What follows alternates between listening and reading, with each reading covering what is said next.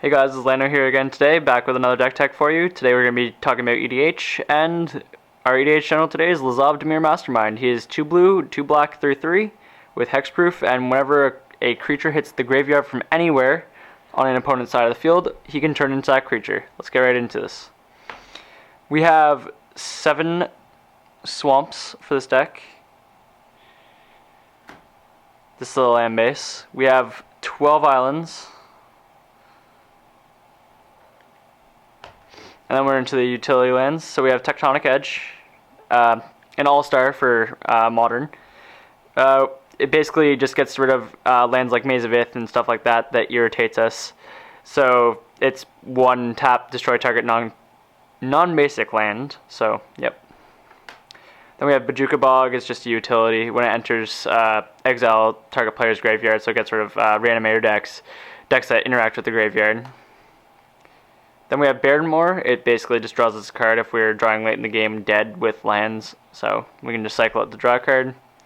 Then we have both the Vivids for this color, so Vivid Creek and Vivid Marsh. They come in with 2 charge counters, and we can remove those charge counters to produce any color mana that we need at any given time.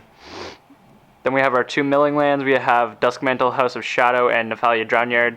Nephalia Drownyard is 1 blue and black, and tap, target creature mills 3 cards, and Duskmantle is 1 blue and 1 black, target creature mills 1 card. They help in this deck because we want things to hit the graveyard. Then we have our gold lands. We have Transgo Promenade, enters, you pay 1 for it, and it comes in tapped. Command Tower, the best card for EDH, comes in and produces any color that your general could produce. And Rupture Spire is basically the same as Transgo Promenade. Then we have our duels. We have Darkslick Shores.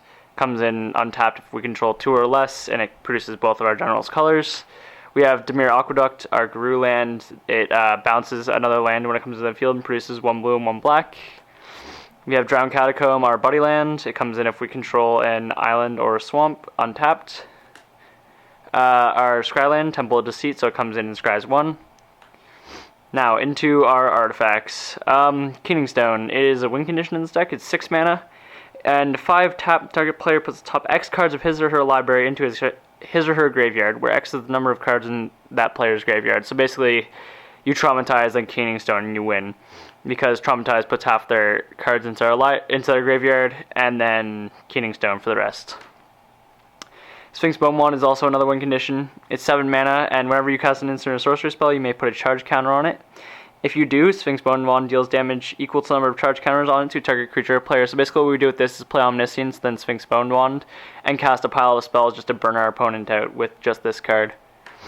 Then we're into a couple of utilities, like Elixir of Immortality, 1 tap for 2, and gain 5 life and shuffle our graveyard back in. So if we need a win condition out of our graveyard, we just take this and get our graveyard back. Relic of Progenitus, again, to hate on those Reanimator decks. So it's 1 mana, tap, target player exiles a card from his or her graveyard, or 1, and exile Relic of Progenitus, and exile all cards from all graveyards and draw cards. So it's also a draw spell if we need it. And then we have Meekstone. So this is a Don't Touch Me card.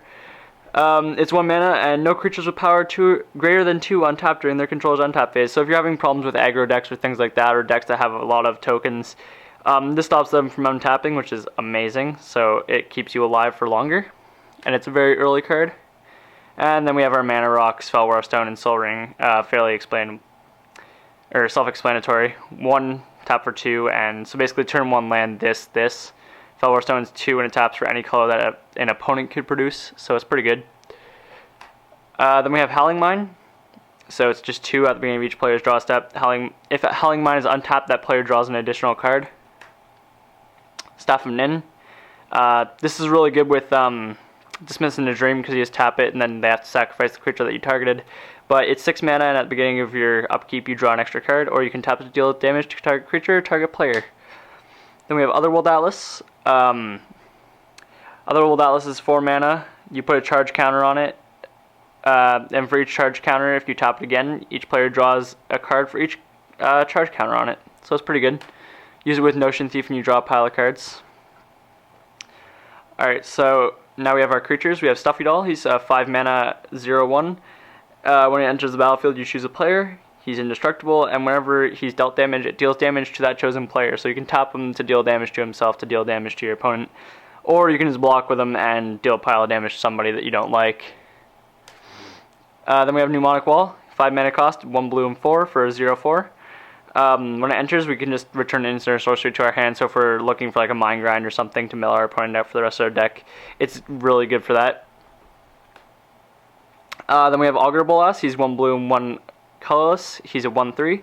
And when he enters, we look at the top 3 cards of our library and reveal an instant or sorcery and put it into our hand. So since this deck runs a lot of instants and sorceries, he's really good for just getting spells into your hand and giving you some versatility. He's also a decent blocker early on. We have Solemn Simulacrum. He's a 4 mana cost 2/2. When he enters, we search for a land and put it onto the battlefield tapped. And when he dies, we draw a card. So he's just utility. He land ramps us to an extent, and he also draws us cards. This card is, I think, one of the rudest cards in this deck. Voidstalker, he's 1 and 1 blue. He's a 2/1. For 3 mana, you can put Voidstalker and target creature on top of their owner's libraries, then shuffle their library. So basically what I use this for, which is really rude, you target their general and shuffle it for them, including this card, so it's a really good way to tuck generals. Then we have Serendib Sorcerer. He's a 3 mana cost, 2 blue and 1/1. And basically you just tap him to get rid of big creatures that are trying to smack you. He turns them into a 0/2 until the end of the turn. Then we have Clone, of course. We're running a clone-ish deck and a mill deck. So he's 4 mana, 3 and 1 blue. He's a 0/0, but when he enters as a copy of any target creature that's on the battlefield. So he's pretty good if your opponent has good cards on the field and you just want a big creature or a utility creature. We also have Fate Spinner. He's a 3 mana cost, 2 blue and 1/2. When he enters, at the beginning of each upkeep, and each player chooses draw step, main phase, or combat phase, and then skips that. So it's really good at staving off your opponents if they're punching you, or if stop them from drawing more cards for answers to deal with the Fate Spinner. So it just slows opponents. So since there's a mill theme in this deck, we have Dreamborn Muse. He's 4 mana, 2 blue and 2. He's a 2/2. And at the beginning of each player's upkeep, that includes you, you put the top X cards of your library into your graveyard, where X is the number of cards in your hand. So basically it mills your opponent. So you play this early on in the game, then you play Lazav, and then just get any creature that you want. So yep, really good for milling and works well with Lazav. We have another win condition here, Psychosis Crawler, so 5 mana for Star. Its power and toughness are equal to the number of cards in your hand, and whenever you draw a card, each opponent loses 1 life. So basically you play Omniscience and cast all the cantrips in the deck to kill them that way, or with Sphinx Bone Wand. They both combo very well together, and I enjoy this card. Then we have Notion Thief. Notion Thief is a 4 mana cost, 2 blue, 1 black, and 2 for 3/1 with flash. When he enters, basically with his flash, so you say tap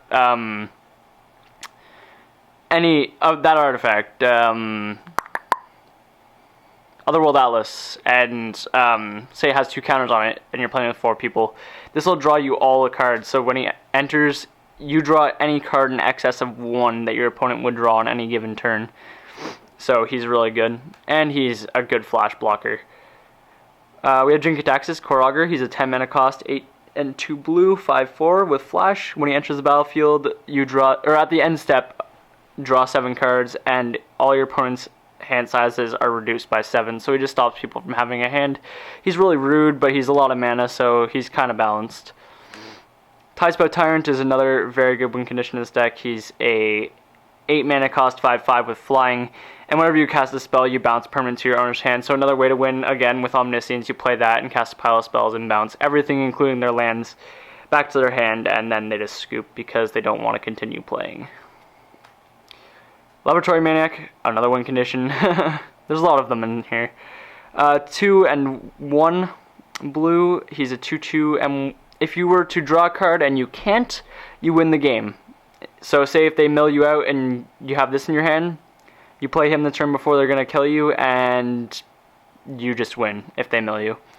So he's a good counter to that. Or you, again, with this deck, you can mill yourself as well, so that's another alternative win. Into our spells, we have some counter magic, just basic counter spell, so 2 mana counter target spell.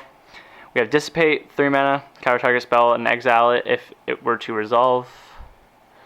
Mindbreak Trap, 4 mana, 2 and 2 blue. If an opponent casts 3 or more spells this turn, you may pay 0 rather than paying its mana cost and exile all those spells, so it's really good if you're trying to get rid of problematic stuff. Psychic Strike, 1 blue, 1 black, counter target spell, and its controller mills 2. We have Negate, just counter target non-creature spell, so artifacts and stuff that we don't want to deal with. Think Twice, now we're into our cantrips. 1 and 1 blue, draw a card and has flashback for 3. Cyclonic Rift, another really rude card. 2 mana to return target non-land permanent to its owner's hand, or 6 to return all non-land permanents to their owner's hands. So this is really disgusting in multiplayer because it just gets rid of everything except for your stuff and puts you so far ahead. Boomerang, another bounce spell, 2 mana, return target permanent to its owner's hand, good for dealing with creatures. Echoing Truth, this is good against token decks, is 2 mana and return target non-land permanent, all other permanents with the same name to their owner's hand, so it's good for dealing with, say they're running Riz the Redeemed and have a pile of elf tokens. Disperse, another bounce spell, just return target non-land permanent to its owner's hand.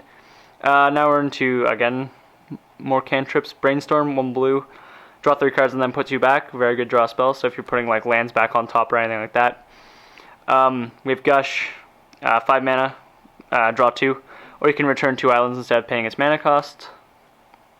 Psychic Spiral, another win condition, so we mill ourselves and then mill our opponent for their whole deck. It's 5 mana. Shuffle all cards from your graveyard into your hand, or into your library, and then put that many cards on top from an opponent's library into his or her graveyard. Lazav Anticipation, this is really good because it gives all your cards flash, and you can start with it on the field at the beginning of the game if you have it in your opening hand. And the card we've all been waiting for, Omniscience. It's a 10 mana cost, 7 and 3 blue. You may cast non-land cards from your hand without paying their mana cost, so everything is basically free, guys. This is one of the best cards in this deck, and I really enjoy it. It enables so many combos that's ridiculous. Now we're into our enchantments that enable us to not be hit, which is nice. We have Web of Inertia, it's 2 and 1 blue. At the beginning of each opponent's combat phase, that player may remove a card from his or her graveyard from the game.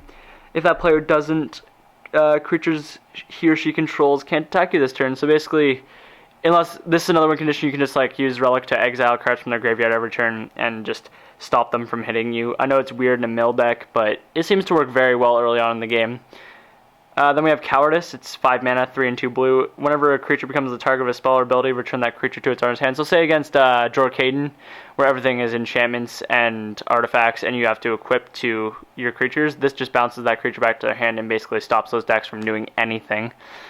Into our somewhat irritating spells, Painful Quandary is a 5 mana cost, 3 and 2 black. Whenever an opponent casts a spell, that player loses 5 life or discards a card, so it hand disruption and damage. Against the artifact decks like Shroom, we have Energy Flux, 2 and 1 blue. All artifacts you play now require an upkeep cost of 2 in addition to any other upkeep cost that they may have. If the upkeep cost of that artifact isn't paid, sacrifice it. So it just stops things from getting out of hand. Dreamtide's another rude card in this deck, 2 and 2 blue. Creatures do not untap during their controller's untap step. And this really hates on green decks because green creatures don't untap, period, but every other color you can pay 2 to untap each creature on your untap phase.